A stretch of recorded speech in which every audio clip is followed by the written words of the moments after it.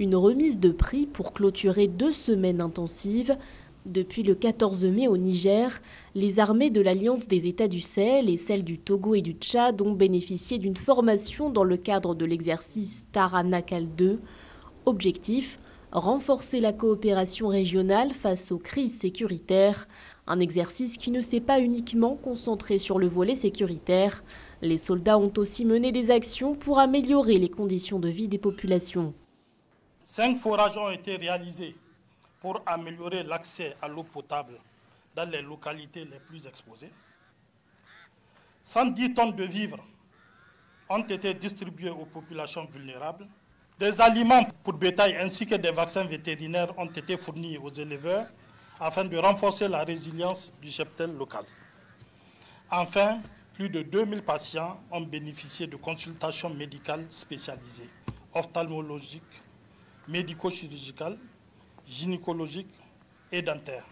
C'est à Tilla que les armées se sont aussi concentrées sur la lutte contre le terrorisme.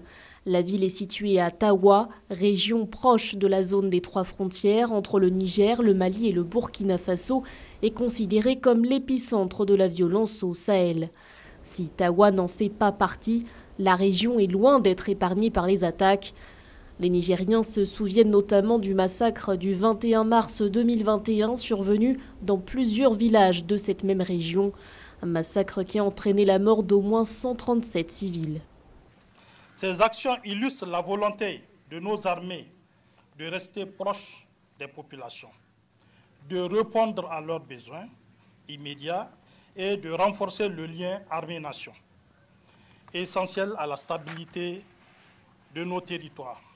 Grâce à vous, nous envoyons au monde un signal clair. L'Afrique n'est pas résignée.